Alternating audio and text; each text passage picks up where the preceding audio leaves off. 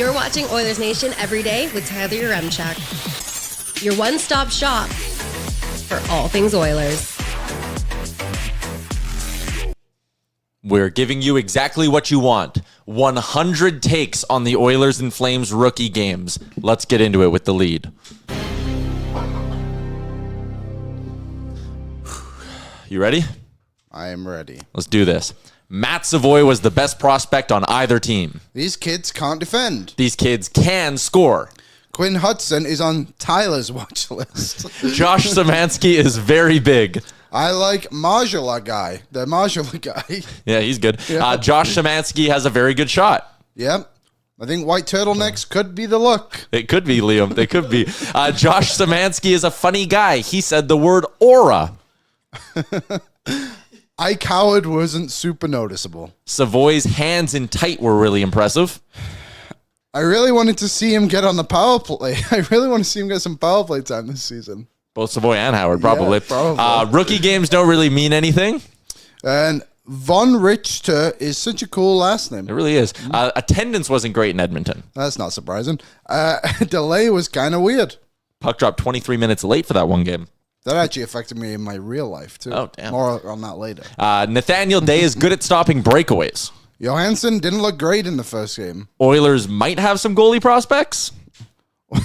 Why weren't they tracking shots on goal? That's actually a really weird one. Flames have a guy named Masio with an apostrophe in his first name. That's super unique.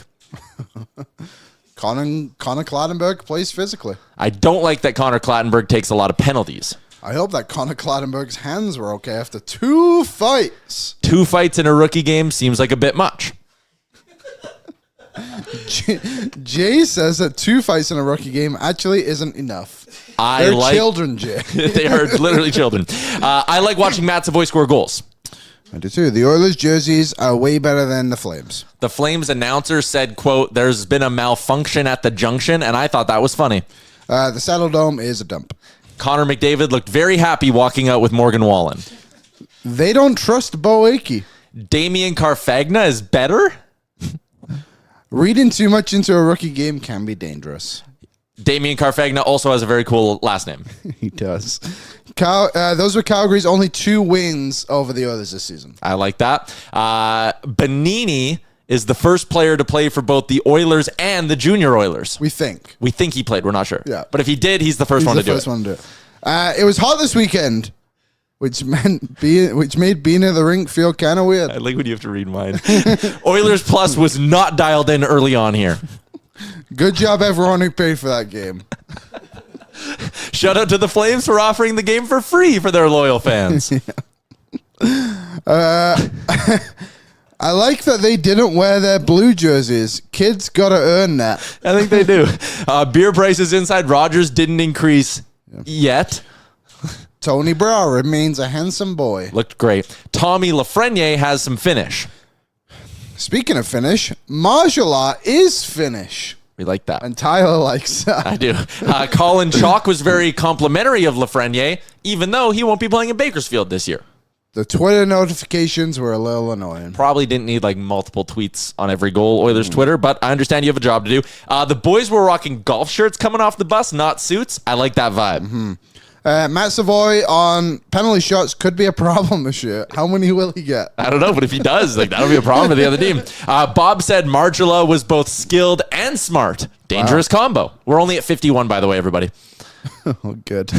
Savoie said he and Howard had some natural chemistry. Encouraging. It is. William Nickel ran the Oilers Twitter account for a bit, and it was funny. He said his favorite Oilers jersey was the orange ones, and that made me like him a little less. That's Tyler. No, that was you. I wish we could have seen him play because his OHL numbers are great, and he could have increased the scoring even more. Howard wearing 53 makes me think of how Jeff Skinner should have worked out. Yeah. Should have. Hearing guys get excited about wearing Oilers jerseys is always cool, and they had big smiles on their faces. I like that. Paul Fisher and Nikita Yevseyev. Thank you. Something like that. Weren't there, and they were the Oilers' 2 best defensive prospects. We think. I think Matt Savoie has sneaky good facial hair growing ability. Yes, I did go and check out Matt Savoie's Calder odds after this game. 2 goals. You look good. Playing well against other rookies doesn't mean you'll play well against pros. Oh, that's a good thing after the Matt Savoie Calder ones. Howard did get better as the games went on, which is encouraging. I have thought about the idea of them being called the new kid line. Calling them that does feel like a curse. We split that into 2 takes. Waz wrote on Oilersnation.com that fans packed Ford Hall, and that feels like a lie. I would be surprised if 3 of these players play for the Oilers this year. More than 3. I would be surprised if more than 2. Yeah. The Flames are bad playing with a lead in rookie games. Yeah. Everyone needs to relax. It's a rookie game. The Oilers don't have enough defensemen.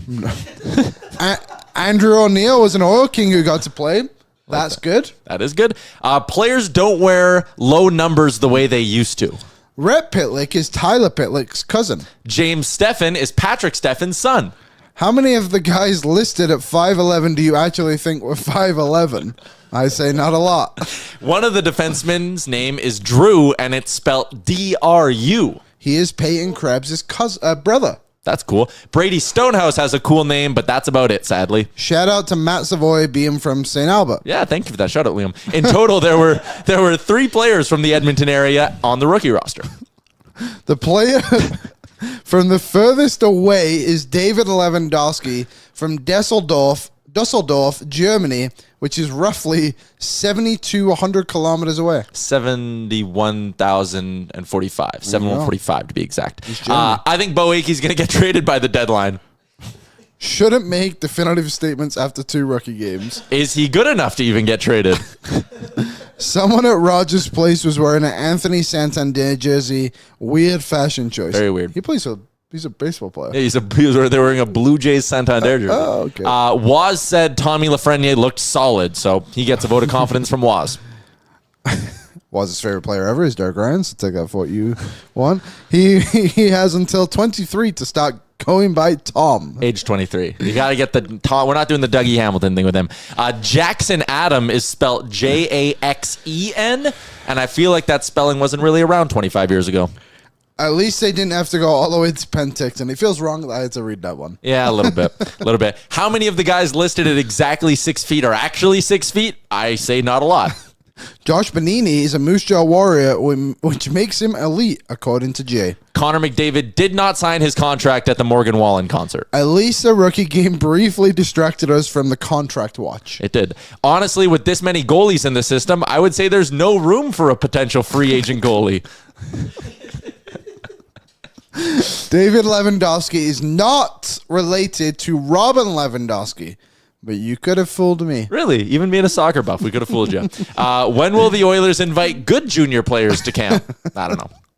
Oh, I gotta take this next one. I rode in an elevator with Aaron Grimes and 2 other members of the Edmonton Elks. The Oilers rookies scored more than any of the Blue Jays opponents did over the weekend. That's impressive. Different sports. It's impressive. It was nice to have a good prospect at camp again. Thank you, Matt Savoie. Where is Carter Savoie? I wish we could have had a brotherly connection in all of this. Nice. And finally, number 100. This is the end of the list. Rejoice. Welcome into the Sports Closet studio, sportscloset.ca.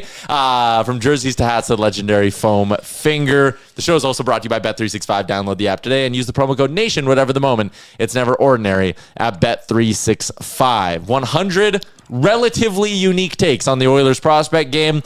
Once again, cementing this show as truly unique in the Edmonton market. No one else is doing what we do. The number 1 Oilers noon show in the market. It's the only one. Well, Low Tide.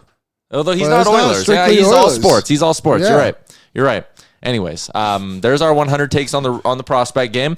I guess we can do like a legitimate, real recap now.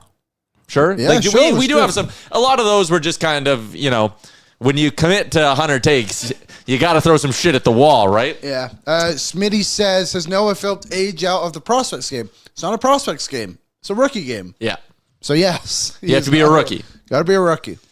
Mikhail Andrei says, Tyler, there's a reason no one else does what you do. That's fair. You're welcome. Yeah, Philip is 27 years old. You probably couldn't have put him out there with all those kids. So. It's like a few years ago when Keith Kincaid went to was it the Devils rookie camp as the goalie? The rookie tournament. Was it the tournament? Yeah, and he was like, he'd been in the league for like 5 years. He's played, yeah. Yeah, that was weird. There's exceptions. Epiphany, how many Oilers fans would prefer having Jack Campbell come back versus Skinner or Picks? Fucking zero. What? Jack Campbell had to get bought out. Jack Campbell was so bad in his first year that a rookie Stuart Skinner had to start 53 games. And he did really good. The guy in the Santander jersey said Clattenburg will make the opening night roster. Well, he bought an Anthony Santander jersey, so that's where his head's at. Question him a little bit. Here's the recap. None of these guys cracked the lineup. Janmark staying. No dumb questions, just dumb people. I think goaltending will be a non-issue by the Olympic break. I see a great signing in 3 weeks. We'll talk about that in a little bit because we did say when there was news on that, we would discuss it, and there's been news on that. So we'll talk about that in a little bit. First, a very real game recap for our friends at Star Mechanical, Edmonton's #1 plumbing and heating company. You can find out more by visiting them online at starmechanical.ca. We kind of like threw this one in there a little bit and joked about it, Liam. The Oilers don't have a lot of quality blue liners in their system. It doesn't help that Paul Fisher and Nikita Yevseyev are not at this rookie tournament because they're playing with teams. But like, man, Bo Akey for this being his third training camp with the Oilers now? Yeah, he's 20 now. So at least maybe second or third, whatever it is. Yeah. Not encouraging signs. You want him, like when Matt Savoie looks like the best player, I don't legitimately go out, or when Matt Savoie looks like the best forward, I'll even say, I don't legitimately go look at the Calder odds. I don't watch him score 2 goals and think, boy, is he going to score 30 with Leon? Like, it largely means nothing because, like, Matt Savoie, top 10 pick, absolutely should look like the best player in that hockey game. Yeah. Bo Akey, by this point, if he was trending in the right direction, again, I don't want this to be like, well, we're reading too much, but, like, he should look like the best defenseman in that game, and he didn't. And the Oilers' blue line didn't have a lot of good prospects, and he didn't stand out from a bunch of camp invites. And it's like, you couple that with the fact he doesn't really stay healthy in the OHL. Yeah. And, the year Brandt Clark leaves, that's like, okay, Bo Akey's going to take this big step, and then he didn't. And it's like, now there's enough kind of concerning signs over the last 18 months to be like, I don't know if the Oilers have anything in this guy. Yeah, I don't want to put him so far down. Yeah. But the storyline for me coming into the camp was like, can Bo Akey stand above the rest? Yeah, and like every year, there's one player who like really surprises you in camp where you're like, man, they clearly did something this summer and got better. Yeah, and you really hoped, like on Friday, obviously you were away this weekend, but Aaron and I talked about there were certain players who we thought needed to be the better players on the Oilers, and Akey was one of them, Savoie being the other, and Howard, of course, too. And it's not encouraging that he wasn't given any power play time during this, like you said, we said in our top 100 takes. They didn't seem to, what's the word? Like, what do we say? They weren't encouraged by him. They didn't have confidence in him. Yeah. So that's a worrying sign for me, especially the coach being Colin Chalk and knowing that he's going to be in Bakersfield with him. Like, wouldn't you want to get a lock? Like, I understand why Damien Carfagna got some power play time. They're your only 2 prospects. Give them both some equal time, and they just didn't, and I thought that was very, very strange. I really do wonder what is going on now with Akey, and we joked as well. Is he's traded by the deadline? He's probably got a long way to go before the others get any kind of value for him, I would think. Yeah. Lego says injuries at their age can monumentally affect prospects' development. I think that's a great point. He says, look what happened to Benson. Benson had a fantastic AHL rookie season, and it just didn't matter, right? Yeah. And that's a great point. Like, there was a time when, like, okay, it looked like the Oilers took a great gamble on Tyler Benson coming out of the draft. Then he get banged up, and then he plays that year in the AHL. It's like, okay, like, they have a player in him. Remember, everyone was all worried when they didn't protect him in the expansion draft for Seattle? Well, they kept sending him down. He just wasn't getting claimed. And it's like, like, again, it's one of those things you need to take, like, the step back view of, like, even when we joke about Bo Akey getting traded, like, you're probably right. There's not a lot of value there because every organization has a defenseman they took in the 2nd, 3rd, or 4th round who's projecting the way Bo Akey is. Like, there's just not value in that guy. Like, again, you don't want to get too high on your own prospects because you watch them more, you have an emotional connection to them as an Oilers fan. You have that hope that they want to work out. But, like, Savoie, Howard, still big believer in both of those guys. And like Howard getting better as the games went on and as the periods went on, like from what I was reading, very encouraging. And also he wasn't there the whole time, right? He wasn't skating with the team. Like Savoie, again, he's been skating with the NHLers. Like seeing him go and dominate, just not surprising at all. Howard getting better is good. At the end of the day, I'm not getting too high or too low on anyone coming out of this tournament. But like, I don't know. If I had to do a negative watch list, Bo Akey's probably on there. And a positive watch list, I like Szymanski. I like Quinn Hudson. Again, to what extent? I think they can be good in Baco. I don't think either guy plays an NHL game this year. Maybe Quinn Hudson if injuries really get bad, but yeah, it's a long way down the road because there's even guys ahead of him like Max Jones, for example. He's going to play in Bakersfield, we all assume, and whoever else gets sent down there from the NHL roster. What do we measure up? They have 16 forwards who could potentially make the team.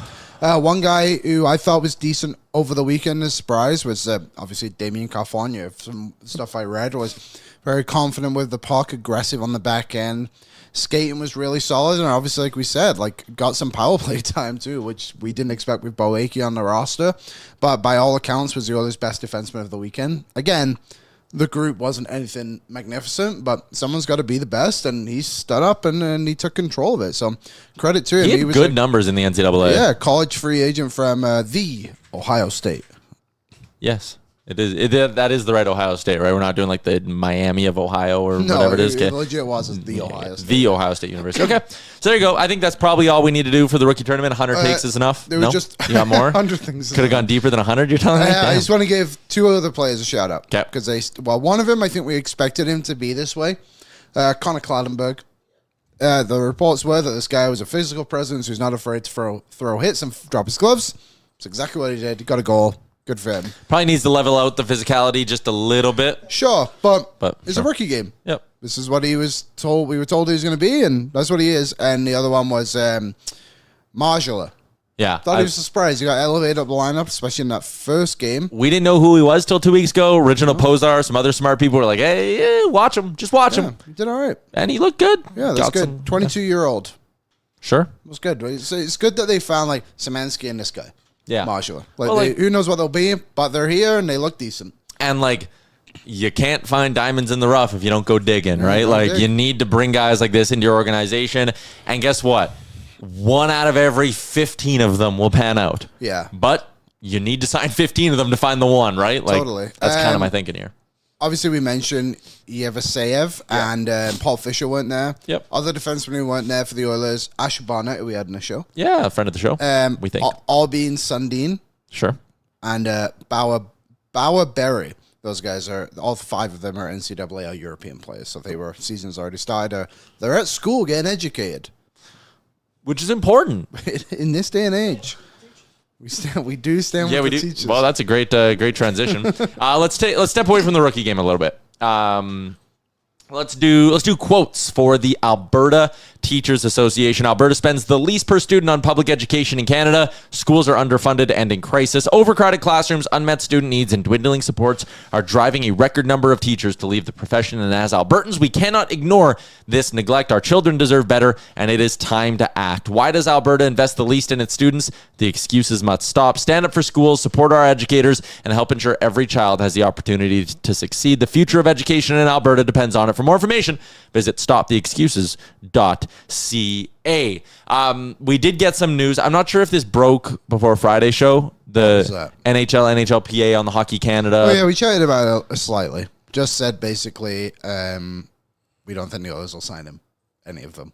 No, and I don't think so either. Chris Johnston, NHL insider, here's the quote. He had this on Carter Hart. Zach Lang had a write-up about it on our site as well. He said, quote, once Hart chooses his next NHL destination, he's expected to sign a 2 or 3 year contract. Per league sources, the 2-year term would open up the possibility of an extension as soon as the summer of 2026 if the player and team feel it's a good match. In the meantime, Hart's focus is on getting his game back up to an NHL level. The terms of the league's reinstatement allow him a month to practice and get acclimated with his new team from October 15th to November 15th before he becomes eligible for a American Hockey League conditioning stint, and then I think they're all allowed to start playing December 1, correct?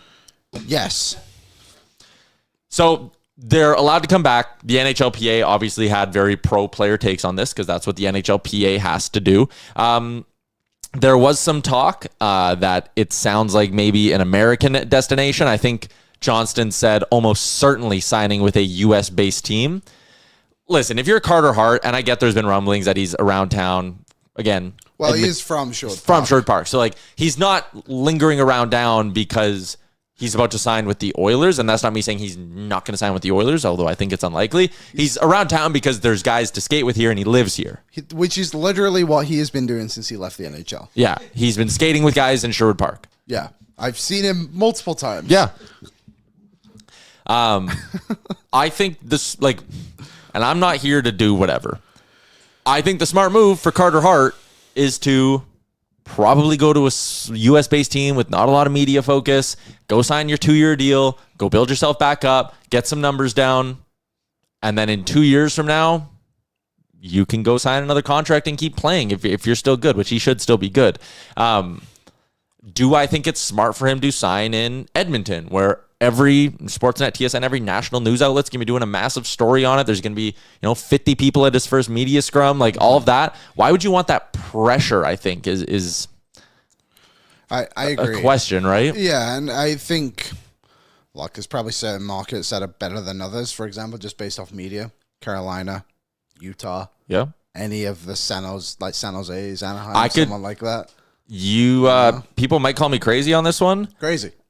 I wouldn't rule out. I know they went and signed Tarasov. I wouldn't rule out the Florida Panthers. No, it makes a lot of sense. Right, Bob has 1 year left. The backup is Tarasov. It depends. Like, they're so cap strung right now. They are, but if Hart wanted to go to a good team with not a lot of media focus on them, he would go to Florida and he would back up Bob for a year and probably play 30 games still, get his game back up, and then the second year of that deal, maybe he plays a little more, or if Bob leaves, he's the starter. But yeah, I could see a Utah.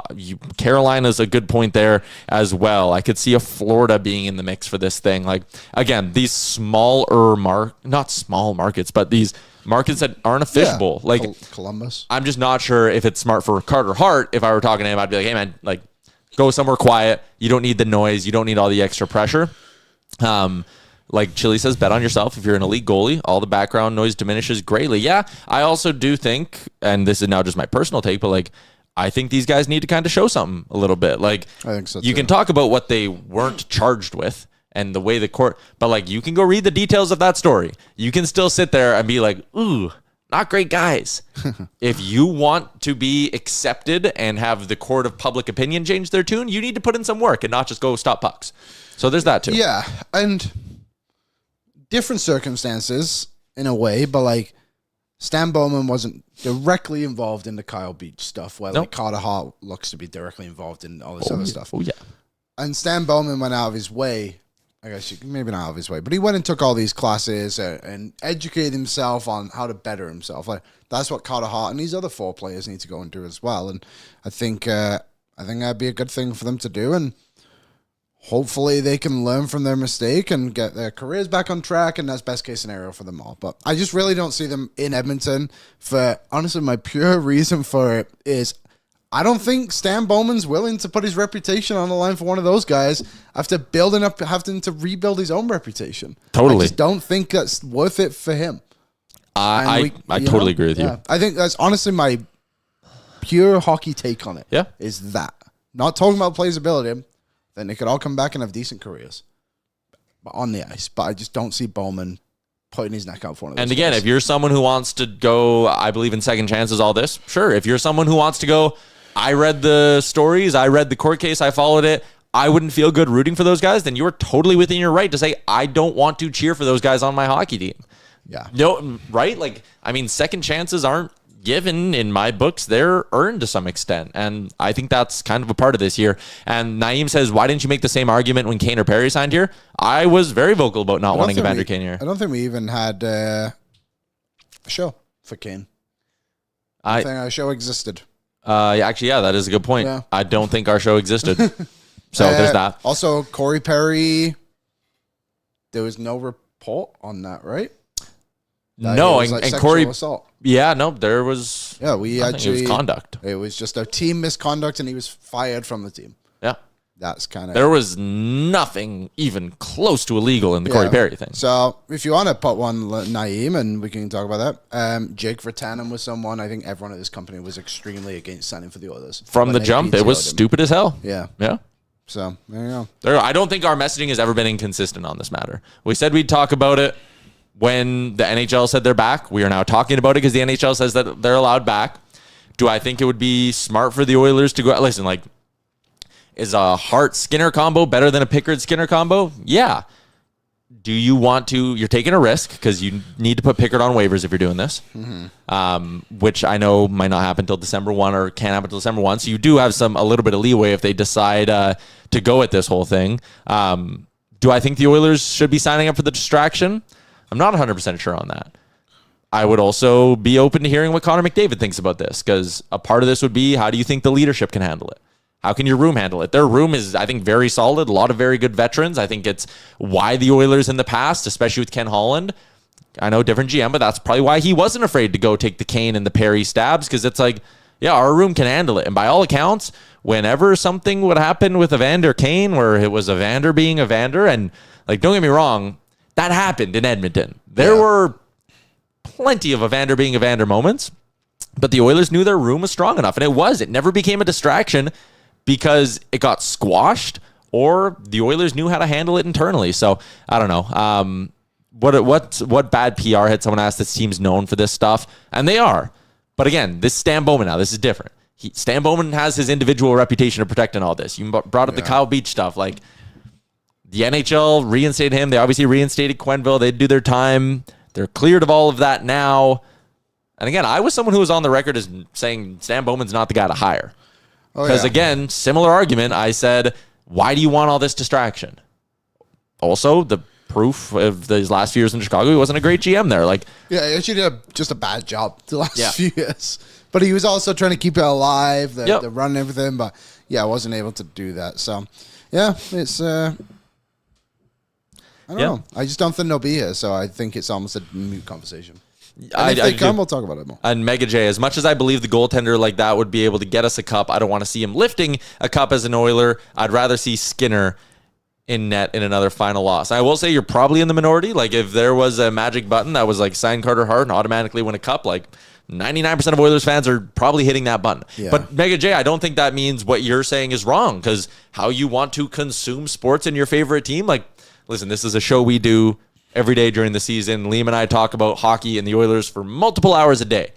Take this shit very seriously. But I also think if you're just a fan and you go, ew, I don't want to cheer for those guys in my favorite team's jerseys, you're totally justified in thinking that. I agree.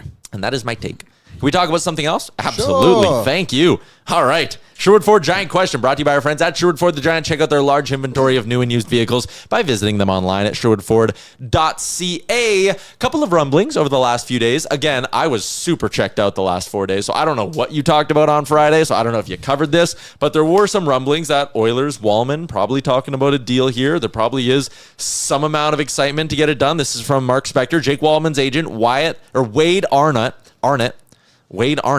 was in Edmonton yesterday to speak with the Oilers on an extension. We suspect that no contract gets done before the McDavid extension is announced, but things can change, says Mark Spector. So let me ask you, our Sherwood Ford Giant Question, Liam. Do you think there's a chance we see another extension before Connor McDavid? Pud Colson would be included in this group. I mean, let me just preface by saying if there was one, I don't think it would be a bad thing. I don't think they may be. The more I thought about this, we kind of spoke about it a little bit on ONR. I don't see it as like a negative towards how much money or how little money McDavid is going to get. But I don't think there'll be one, because I think the McDavid contract will happen sooner than we think. So that's kind of my take on it, is not necessarily that the others will just wait for something to come down with McDavid and then they'll decide everything after that. It's just like, I think McDavid will happen not that far away. And I've had this take, because there's the Kulak and Ekholm thing too. We've both been very, very adamant. Do not sign those guys until at least halfway through the season. Especially Ekholm. Kulak, he's only 31, which I forget about Brett Kulak. Not that old. Like, the idea that you could get 4 more good years out of Brett Kulak is not far-fetched. The idea that another GM, and I mean, listen, let's look at the contracts Ken Holland gave out. I know we did this whole thing on Wednesday, but like, if the market gave Cody Ceci 4.5, Brian Dumoulin 4, and Joel Edmondson 3.8, Brett Kulak's getting $4 million on his next deal. He is getting a raise from his current 2.75 without a doubt. Yeah. Would you sign Brett Kulak right now to a 4x4.5? See, me, I say no. I want to wait till halfway through the year. I want to make sure that, again, he is still the Brett Kulak that we know and love. He also is coming off a career year, so it's probably not smart to sign him right now. The term's too long for me. I don't mind signing him for $4 million. Because 31, though. Yeah, but I've seen what's happened to a 34-year-old defenseman this year in Matthias Ekholm, who's way better than Brett Kulak. Yeah, that's fair. So I'd be okay with like a 3-year extension, 2 or 3 year extension, and $4 million isn't that high for me, because considering the market. I know he's better than Ceci, and I know he's better than Brian Dumoulin, just those two as an example. So I'd be okay doing that. Would be my peak value, though, is $4 million. So right now you're Stan, you get your phone on you, Stan, and it's ringing. It's ringing. Hello? It's Brett Kulak's agent here. I don't know his name. Hello, Brett. Kulak's agent. We want to do an extension, $4 million, 3-year term. He loves it in Edmonton. He wants to stay. 375? No. Oh, you're stuck on 4. Hey? Yep, stuck on 4. Let me call you back. Brett wants $4 million for 3 years. Okay, now I'm Keith Gretzky. Sure. I say we give it to him. Good local guy. Give it to him? What do you think in the corner there? Yeah. Wayne's into. Okay, we'll do it. Brett Kulak. So you would do the 3x4. I think I would. I think I would too. And someone said no, he's a $3 million contract no matter what. I think you got to adjust your scope with the cap going up. Also, that segment's called Tyler and Liam Role Play. Whoa. Is that right? Is that not what we agreed to call that segment? Okay, here's what we're going to do. More role play? Look through defensemen that signed $3 million contracts this summer. Okay? So, how do I adjust? There we go. 3 million. What were people saying? 3 million. I'll do 4 million just because that's probably give me a bigger scope of things. Okay, so that's set. You can order this yourself if you like on Puckpedia as well. Oh, play along at home. Okay, defensemen who got $4 million, who are currently $4 million players per year. Yeah. Scott Mayfield. Oh, this is wrong. That one was signed a long time ago. How did I do this? I don't know.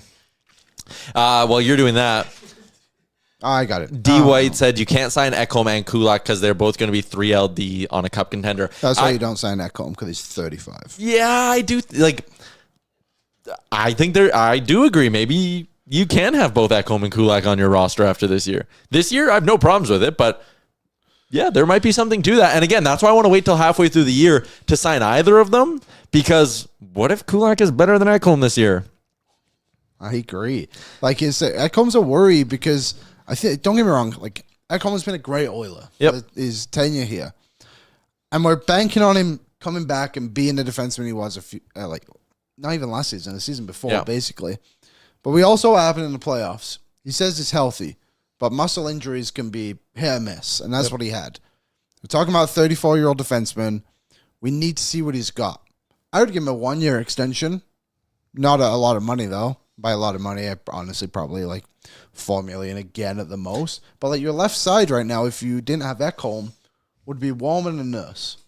And Kulak. And Kulak, just say Kulak. But your top 4, but that's not bad. No. That's really leaves fun. your right side thin because you're not flipping Walman over anymore. Free agents is coming. See what you can get. You know what I mean? And so part of the danger too, just to kind of explain this thought process a bit more, let's say you do sign Brett Kulak right now. Yeah. And you get halfway through the year and it's like, oh shit, Ekholm got a step back. He's back to looking elite. Sign him. I know, right? But then you're sitting there being like, okay, how expensive are both Kulak and Ekholm? We just mentioned. Do you want both those guys on your roster well into their 30s at that point? I know there's a bit of an age gap, 4 years, but if you don't think both of them are going to be fits long term, and I mean, hey, we saw them take a stab on European free agents like Lepinen, right? They went and got Carfagna too. They might be sitting here and adding lefties going hey, down the line, we might need some younger lefties come in here. My point is, if you sign Kulak now and Ekholm ends up taking a step back, I think you're going to regret having a $4 million Kulak on your third pairing, because then you're also going to want to sign Matthias Ekholm. If you do it the other way and you extend Ekholm right now and you get halfway through the year and it's okay, Kulak's still steady old Brett Kulak and Ekholm's taking a step back, you're probably going to regret doing that. Just wait on those two. Walman, you can sign tomorrow, and I think it's a good deal. And I do think if his agent's here talking extension, and there's mutual interest, I could see a world where that's done before Connor McDavid, and it won't affect anything because the Oilers have a projected $44.9 million in cap space next season. So they can afford both guys. So here, I've got the numbers, the correct numbers. There's only 6 defensemen who got paid more than $3 million, between $5 and $3 million this offseason. Okay. You tell me which ones are better than Brett Kulak. Defensemen, let me just make sure I understand this. Defensemen signed this year between $3 and $5 million. That are better than Brett Kulak. Okay, I'll count on my fingers. You won't need them. Cody Ceci, Ryan Lindgren, Brian Dumoulin, John Klingberg, Josh Manson, Nate Schmidt. Maybe Nate Schmidt. This is going to seem like a shot to the person in the chat that said it, but $3 million is not enough for Brett Kulak. You need to adjust your head to the new NHL salary cap world, which is very new. No, I'm not having a go at you. Yep. But that's it. Like, if I had told you John Klingberg was getting $4 million, crazy. Brian Dumoulin, like, these guys, don't get me wrong, all solid NHL defensemen. Yep. They are not worth that much money, and they are all third-pairing defensemen. Yeah, and another part of that, here's maybe my counterpoint to I'll argue the other side here. Okay. Klingberg got 4 because San Jose needed to hit the cap floor. Yep. All those Kings defensemen you listed got 4 because Ken Holland isn't that good at evaluating defensemen. Yeah. So there is a little bit of that. Like, if you're going to sign in Edmonton, you probably need to. We are still at the point being a legit Stanley Cup contender in a market that I think guys want to play in now. We're at the point where guys should be taking discounts to stay here to some extent. But Josh Manson didn't take a discount. 4? He got $4 million. He was terrible last season. He was bad. He was hurt. Similar almost to Ekholm then. But yeah, you're right. Still, he's 33 now. Yeah. That seems like a silly deal looking at. Yeah. This is crazy to look at, actually. I never really thought about how much people, like, defensemen were getting paid. Like, so what did I say? There was 6 defensemen under $5 million. Yeah. Literally nobody got paid more than 6. That is wild. It was Orlov and Gavrikov were the only other defensemen to sign contracts this season. That was $7 million, 6.5. And again, that was the San Jose Sharks trying to hit the cap floor. Maybe a bad example because it's a terrible, terrible group of players this offseason. But either way, just an idea. $44.9 million in cap space next year. Let's say McDavid and Wallman combined for, what do you think, 23? Probably the most, yeah. It's basically $45 million. So 23, that means you're down to $22 million in cap space. And you would have 1, 2, 3, 4, 5, 6, 7, 8, 9 forwards, 4 D-men, and no goalie signed. So you'd have $22 million to sign your goalies. Let's say the goalies. I mean, it's tough to project that now because, like, who knows what Stuart Skinner. Let's just say they combine for $7 million. Either they go get like a $6 million guy and a $1 million backup, or they're doing like a 4 and 3 kind of split. Like whoever the duo is. I don't see it. Let's go up a little. Let's go to 8. We'll go to 7 or 8. Yeah. Okay, so let's go 8. So now you're down to $14 million. Okay. You're gonna sign one of Kulak or Ekholm, we'll say, for $4 million. Okay. So now you're down to $10 million. The other replacement spot in your lineup, 1, 2, 3, 4, 5, is like a Stetcher replacement potentially, or someone cheap. Leppinen. Sure, let's just call it $1 million then. No, that's too high. $750. I've got to fit Kaprizov into this. Team. Oh my God, Liam. So again, you're basically at a point where next summer you could have, $10 million to round out your forward group. Which, I mean, again, maybe it's a Tomasek, a Kapanen. Like, you're going to fill it out around the edges for sure. But I do envision a path to them maybe having a bit of space next year with McDavid, with all these guys signed, to still do some damage with something. Walk with me for a second. We're not doing the Kaprizov thing. No, not okay, him. Good. Okay. But there's a lot, like the Oilers. It's a good free agent crop next year. It's unbelievable. And we actually did talk about this on Friday. But there's probably a path that the Oilers, because we know that they wanted Rantanen, and that's where I'm hanging my hat here. Okay. Is that Stan Bowman wanted to go out and get Rantanen. It sounds like they know they need another guy. Like, if the Oilers have this $10 million, hypothetically, like, they should go out and spend that on an elite player. Or Yeah. they tried to get Brock Besser this offseason. Yeah, and we too. made the case for that. We said, like, if you're going to swing, start swinging big. Enough of this whole $4 million, get some Agreed. decent guys, like, take some big swings, fill out your lineup with whatever you have left. And again, like for people who didn't hear it on Friday, maybe Kyle Connor, Jack Eichel, Artemi Panarin, Natchez, Ovechkin, Adrian Kempe, Anze Kopitar, Alex Tuck, Nick Schmaltz. So the top 10 forwards and McDavid. And I know, and Kirill Kaprizov, of course. Ovechkin and Kaprizov, Kopitar aren't leaving. If anything, they're retiring. Mm-hmm. But it just shows a quality in this group. Yeah.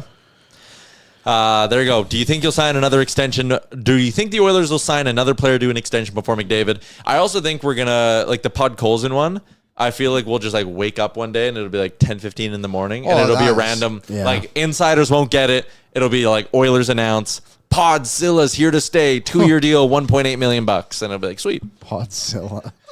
Do we call him that? I don't remember. I don't know. Sure, I know. I know you're right. That's coming at 8 a.m. Yep. One day. Yep. Yeah. Super simple.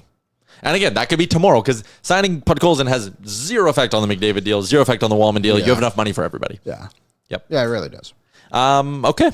Let's continue along with the show. First off, shout out to Sherwood Ford Giant Question, not just brought to you by Sherwood Ford the Giant, but also by our friends, their friends at Sherwood Power Sports and Marine, right down the road. Fishing, boating, quadding, ATVs, e-bikes, they got it all. Sherwood Power Sports and Marine, if you do it outside, they can hook you up. They also have a fantastic service department as well. YouTube chat for Odd Company Brewing and the Nation Beer Everyday Lager, a crisp, clean lager crafted not just for game day, but for every day. Find them one of their 2 locations, downtown or the Ritchie location. Nick says Podkolzin's not getting less than 2. You're right. He's probably getting like 2.5, 2.3, something like that. I was just saying shit to say shit. Brian says Kyle Connor would look nice beside McDavid. I agree. Kyle Connor's probably getting 14, 15 mil though. So it's probably a little too tough for the Oilers to get that high up the list, but I still think they can find a good player. Unless they figure it out. I mean, figuring it out would probably mean you're just getting to the point where it's so hard to get money off the books here, right? Like, Yeah, there's a lot of guys tied up. and like, again, we've never done a show where someone doesn't comment. You got to trade Darnell Nurse. Like, we all know that's just kind of impossible. I know he still has a full no move next year. But if Like, there's one summer to do it, it's still not next summer. yeah, no, it's probably the summer after that. Boy, I'd love to see him have a good year, though. I root like hell for him. Yeah, because we need to. Yeah. We have to root for him because if he's good, the Oilers are in a great spot. If he's even bang average, the Oilers are in a good spot. Yep. But when he's bad, he's really bad. Yeah. And we but, don't like, need that. You're right, though. The swing their blue line takes with Darnell Nurse, like, if he can have a, like, I'm talking legit good bounce back year. I mean, remember he had that, what was it, a 5-week stretch after the hit on Reeves where, like, I was like, holy shit, this guy's so good. And he still has all the tools to be an elite NHL defense, be a very good NHL defenseman. Yeah. I very much believe that. But, like, man, you can daydream about a blue line that has Ekholm looking like he did 2 years ago and Nurse having a really strong bounce back year. And, like, they had one of the better blue lines in the league last year. There's a world where it's still better. And that's just like, whew, I like the sounds of that. We'll see. We'll see. We'll see. All right. Let's get to, are there any comments? Yeah, that 2-week concussion heater from Naeem. I will never forget that. Been saying that for 5 years now from Naeem. It hasn't been 5 years. Only 3. It's only been 3.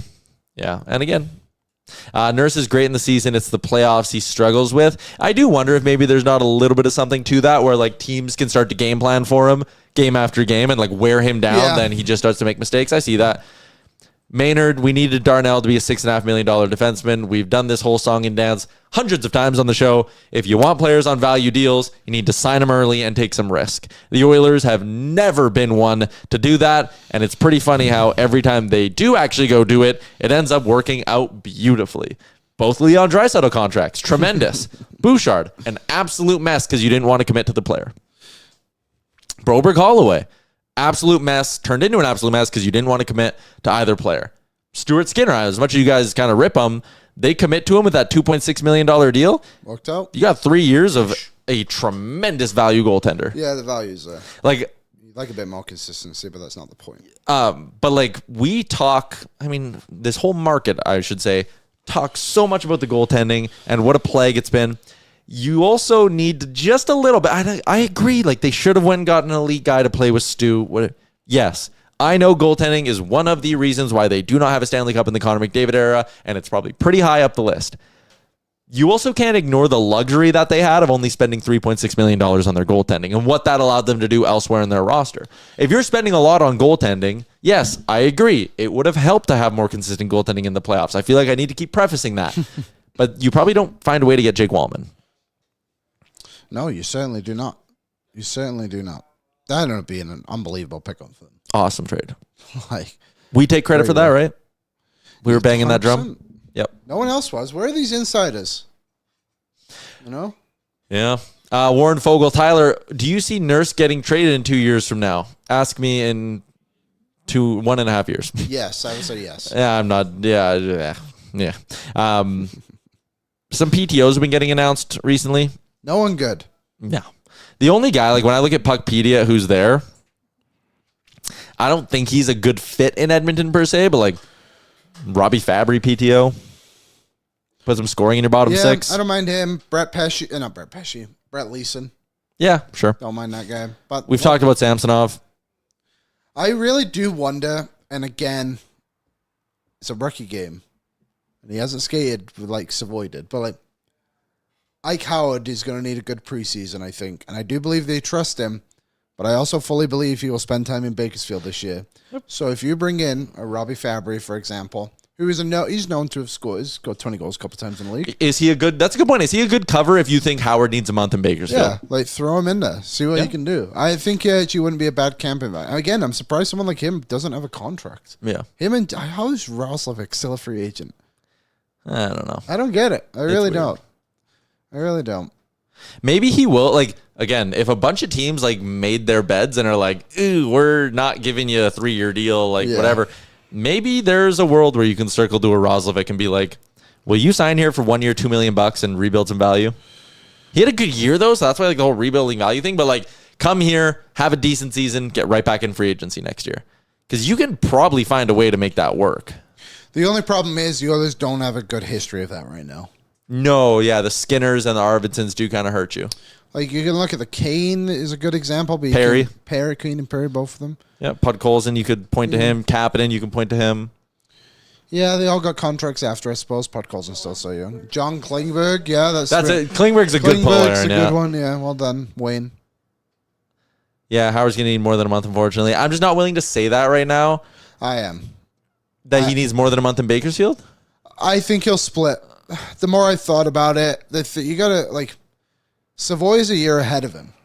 Yep. And I've said this all time, Savoie's going to be a better player than Howard this season. Same age, though, right? Same age, but you're right. Pro experience matters. You've gone from being the best player to what would he be? Probably the 8th best forward on to start camp, I would think, on a good day for the Oilers. Maybe even that's too high. I think he'll be fine ultimately, and I think he'll end the year with Edmonton. But I've said this a few times. I look back at the Florida Panthers and Mackie Samuskevich. A guy who had 16 goals for him in the regular season. Yeah. Didn't touch the playoffs. Nope. Like, you do need that experience as well, and I wonder if Ike Howard is that guy. I think Savoie can survive because he's relentless.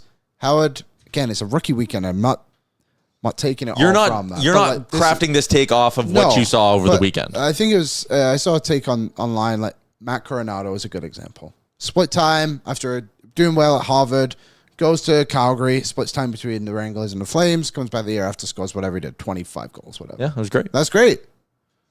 Maybe, that might just have to be the plan, and it's not similar, and I loved the way they handled Savoie from when they acquired him, where it was like days after, and I remember I think it was Colin Chalk or Keith Gretzky went on Gregor's show, and were like, point blank, he's going to Bakersfield. Yeah. There was no like, ooh, what if he plays good in camp? The Oilers were like, no, he is going to Bakersfield. We are not letting the hype train get out of control here.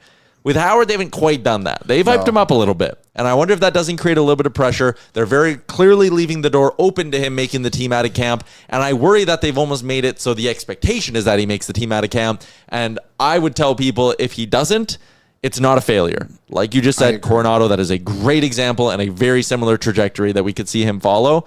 Someone said like Stankoven. Absolutely. Stankoven had to go down for half a year. Mm-hmm. If he has to go down until January, it's not a failure. No. I'm just not, again, we're just not basing this off the rookie game. Just look at other players who are of that stature, who have that skill set. Like, I know he played college, it's against some older guys, but it's not pro.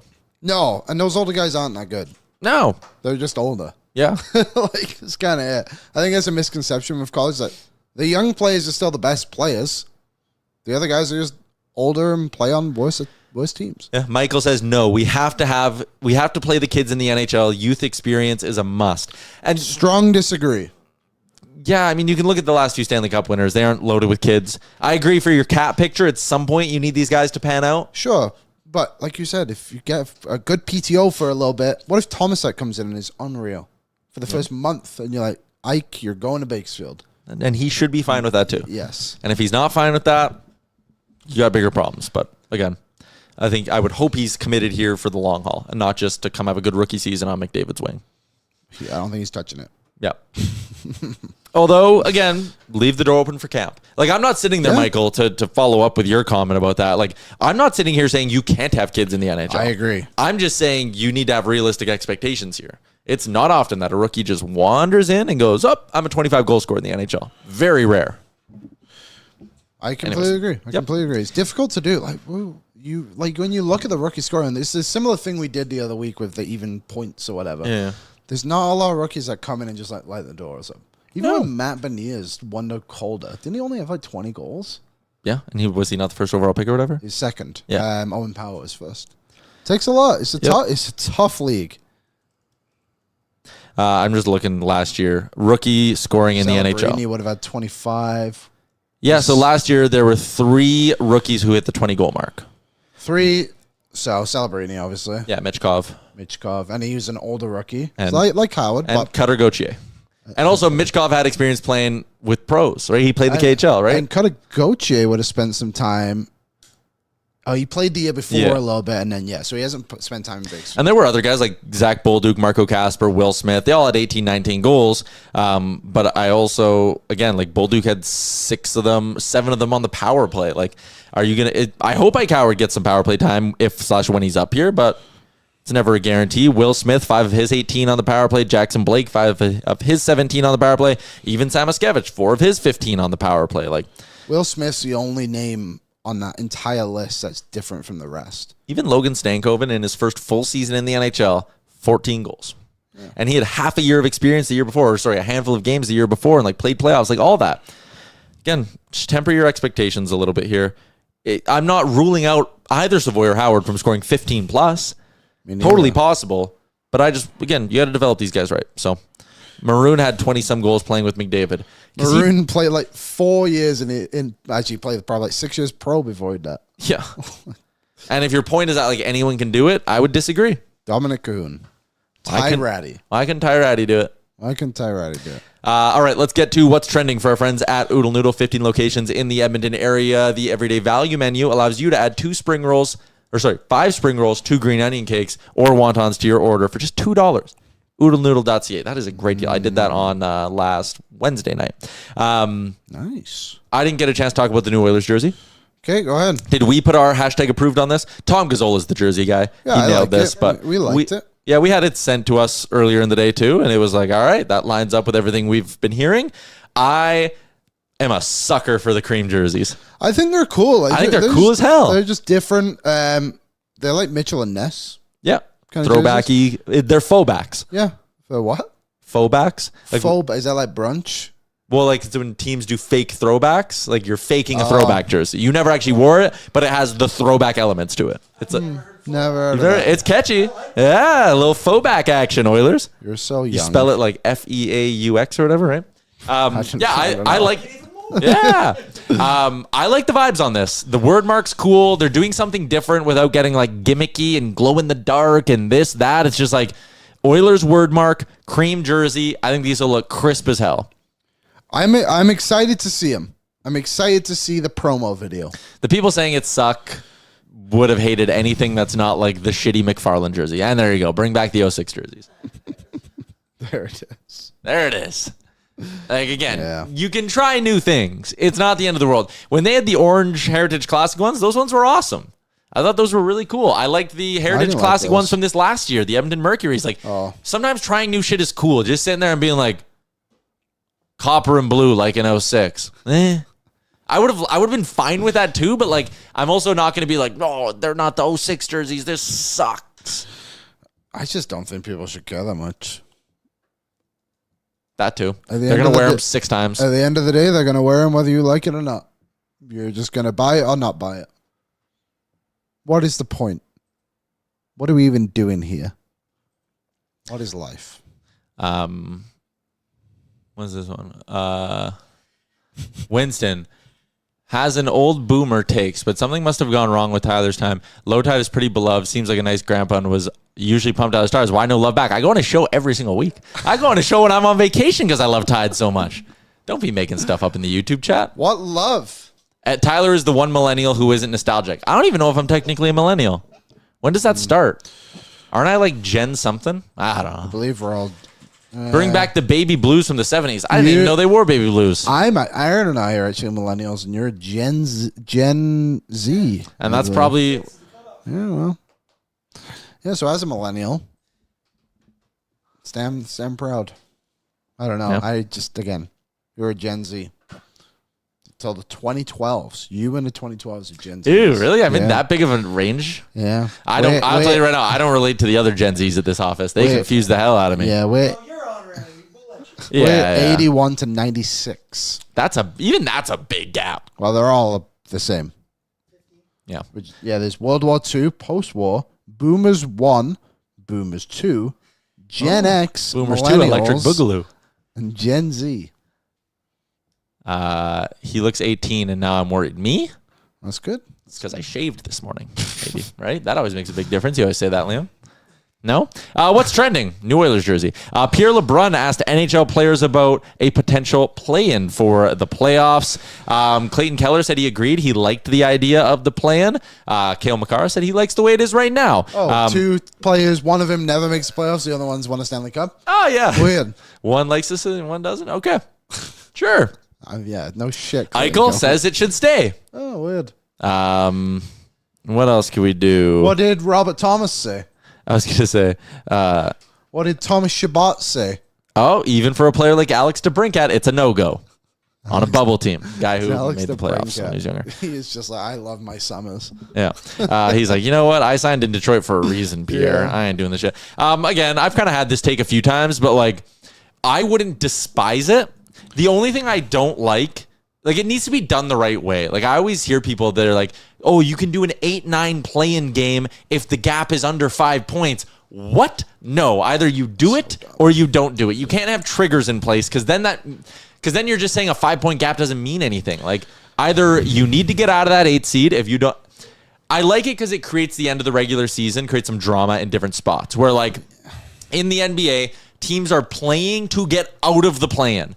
If you're locked in as the 6th seed in the NHL right now, it's kind of like, we know we're not getting home ice. We're going to be somewhere from 6 to 8 seed. There's not a lot of juice behind your games. If you are fighting tooth and nail right to the end to try get yourself out of the play-in bubble, there's something to that. It could make the regular season games down the stretch more interesting because then not only do you have the race to get to 6th and be out of the play-in, you have the race to get to 7 and 8 and have home ice for the play-in. Then you have the race to get into 9 or 10 to try just to get in the play-in and keep your season alive. Like, it creates layers to your playoff race, which I like, but I don't think the NHL needs to do it because the first round of the NHL playoffs is so good. Why mess with a good thing? That's the thing. Like, I don't think the playoff, the way they are, is bad.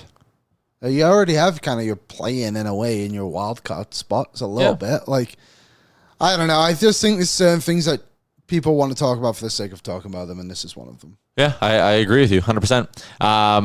Our friend Jeff Merrick has a new summer series coming to Daily Face-Off. I guess it's kind of putting a cap on summertime. I listened to it. Oh, is the Gagne one out? Oh, yeah, it's out. It's out? Well, let's give people the teaser, then they can go watch it after our show. What a life, eh?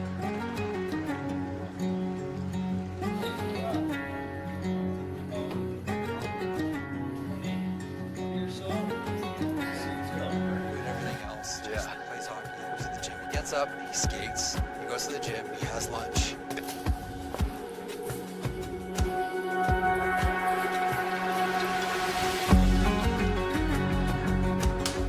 You know what? That's Brandon Dorado. That Valentine. That's Dorado.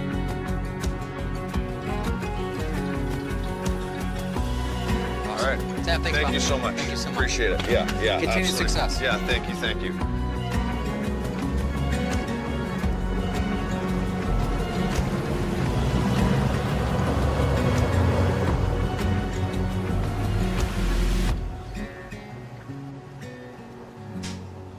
Sam Gagne interview out now. Daily Faceoff YouTube. Why is it not called On the Lake? They were on the lake. That is a good That's point. not a road, Jeff. It's a lake. But I did listen. And it's only 30 minutes, too. So, quick Super walk around the consumable. block. You can just put your headphones in. And Spin the block twice. it was good. I never knew some of the stuff Sam Gagne was saying. There's quite a few other. I believe there's 6 guests total. He also has Kyle Dubas on his show coming today. Yeah. Or he had it on today. Sorry. He's already on. His show's before ours now, which is cool.